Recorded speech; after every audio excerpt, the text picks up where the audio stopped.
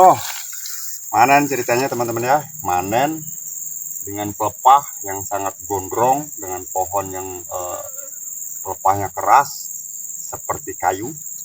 Nah, ini hasilnya teman-teman. Ini nggak sesuai sama pohon umur tahun tanam, nggak sesuai sama buahnya nih. Ini teman-teman ya. Terlihat di layar monitor, di layar handphone teman-teman, ataupun di layar yang sedang teman-teman tonton. Ngambil satu tandan aja yang ini. Di bawah sana saya tadi ngambilnya. Ini kurang lebih menurunkan pelepah teman-teman, 30 pelepah. Ini aja satu nih. Ini buahnya nih teman-teman ya. Ini satu nih. Boleh dihitung sama teman-teman berapa pelepah yang saya turunkan. 1, 2, 3, 4, 5, 6, 7, 8, 9, 10, 11, 12 pelepah teman-teman. Harus turun karena kenapa? Alat panen saya nggak bisa masuk ke tangkai tandan yang akan saya potong teman-teman ya, sehingga saya harus menurunkan sekian banyak pelepah. Betapa sulitnya saya manen sawit ini teman-teman ya. Nah, tapi berhubung saya tanggung jawab saya untuk merawat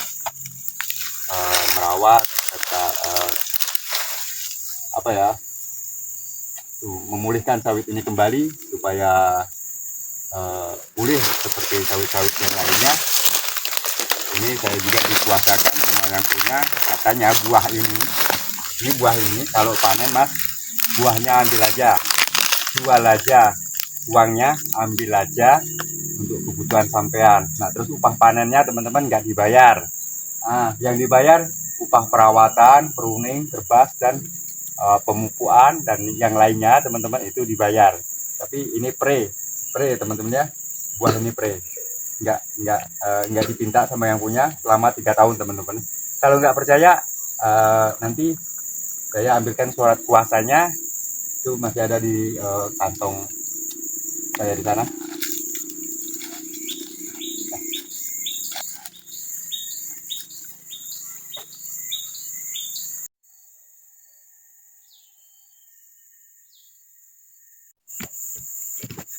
Kita ambil ya teman-teman ya, surat kuasanya seperti apa. Saya juga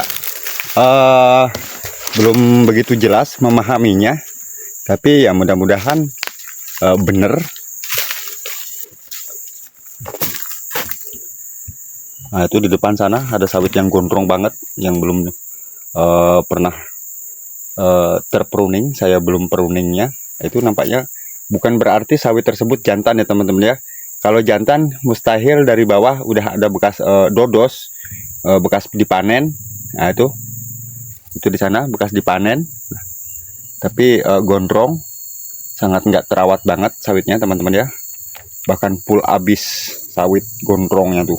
Itu di sana ada buahnya tuh nampak hitam teman-teman ya. Itu masih mentah.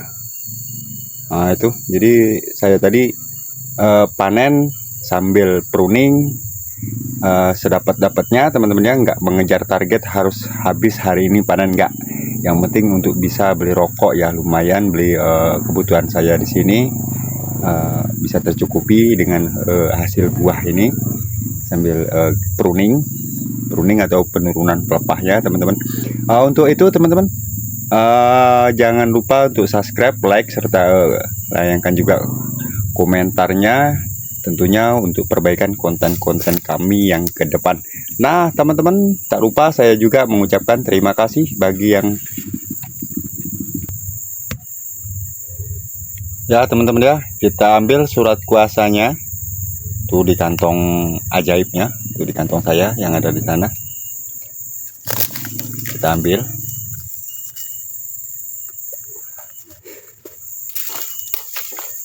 Inilah teman-teman ya, saya dapatkan ini kemarin malam, tapi mungkin yang udah dibuat yang udah sekian bulan yang lalu, tapi saya diantar ke pondok malam tadi ataupun kemarin malam. Ini dia teman-teman ya, suratnya teman-teman ya. Nih teman-teman, sudah bermateraikan 10.000 ya teman-teman ya. Nih, ini real teman-teman, tuh tuh teman-teman ya, real. Di situ ada tanggalnya, tanggal 10 bulan 4 2025, yang bertuliskan surat kuasa. Saya yang bertanda tangan di bawah ini, nama John Effendi, kakak. Apa kakak ya? Coba kita baca yang selanjutnya.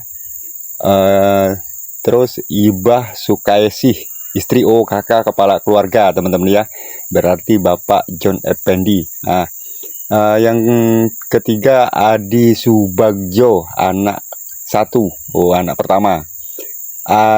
Abdul Wahab, anak 2.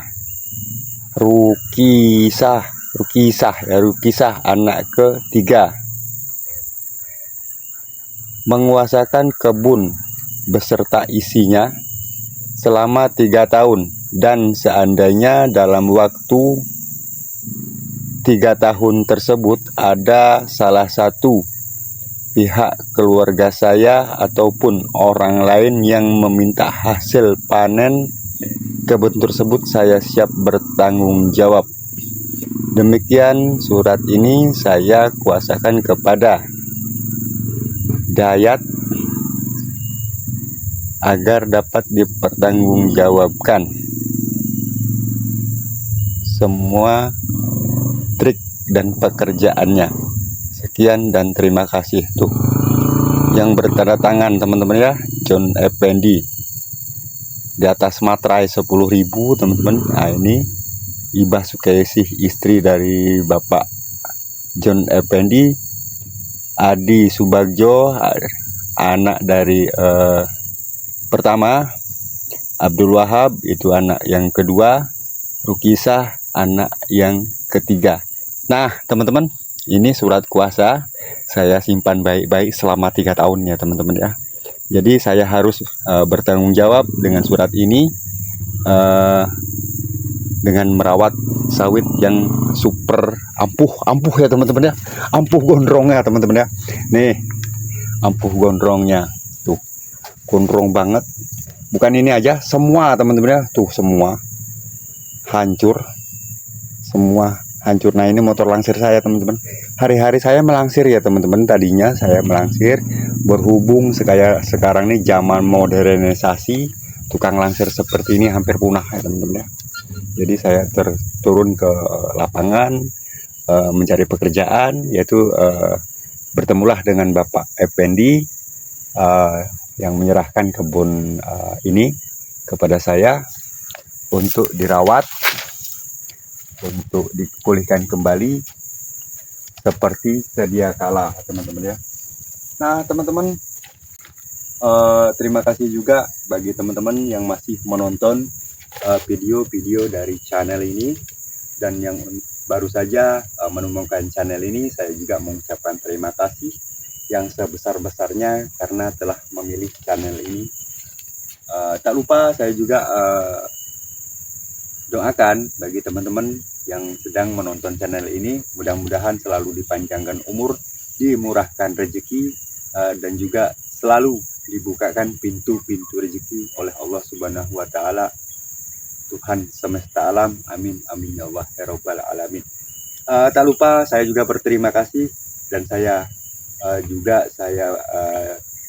akan bertanggung jawab dengan surat Bapak John Effendi yang menguasakan kebunnya kepada saya. Saya akan merawatnya dengan jaminan sawit ini bisa pulih kembali seperti kebun-kebun yang lainnya teman-teman ya. Ini gondrong banget ini di sebelah saya nih. Ini bukan jantan ya teman-teman. Ini tadinya dipanen. Sawit ini dipanen. Mungkin Bapak John nggak punya kesempatan untuk merawat kebun ini, nggak punya kesempatan untuk kontrol ke kebun, sehingga dengan dinas-dinas padatnya pekerjaan dia di luaran sana, mungkin sehingga nggak terkontrol lagi dengan kebunnya, sehingga hancur seperti inilah kebunnya teman-teman ya.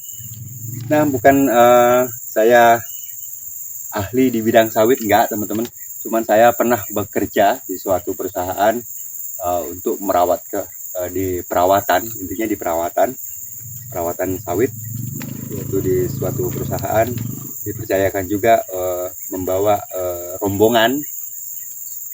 Bapak Effendi waktu itu bertemu sama saya di sana berapa tahun yang lalu, kemudian bertemu lagi lah pas waktu itu di warung lah tempatnya, teman-teman ini di warung, secara nggak sengaja bertemu sama beliau, bertanya-tanya, sampean sekarang kerja apa? Langsir Pak kemarin, cuman sekarang lansiran udah nggak ada. Berhubung seperti itu saya tanya-tanya minta pekerjaan sama beliau. Saya dikasih untuk merawat kebun ini, yaitu dengan perjanjian ya teman-teman ya, dengan perjanjian untuk perawatan itu semua dibayar, dari mulai terbas, pruning, nyemprot, pemupukan, apalagi dan lain yang sebagainya itu dibayar ya teman-teman ya. Namun untuk upah panen itu dia nggak ngasih upah panen, tapi dibayar dengan buah itu sendiri. Ambillah buahnya, juallah buahnya, manfaatkanlah uangnya. Pihak keluarga beliau nggak minta 1 sen pun dari hasil buah tersebut. Nah teman-teman, baiklah, untuk kedepannya video-video saya yang ke depan mungkin masih di seputar kebun ini, cara saya merawatnya seperti apa supaya kembali seperti sedia kala ya teman-teman ya. Oke teman-teman, cukup sekian saya akhiri. Wabillahi taufiq walhidayah. Wassalamualaikum warahmatullahi wabarakatuh. Salam sehat dari saya, petani Indonesia.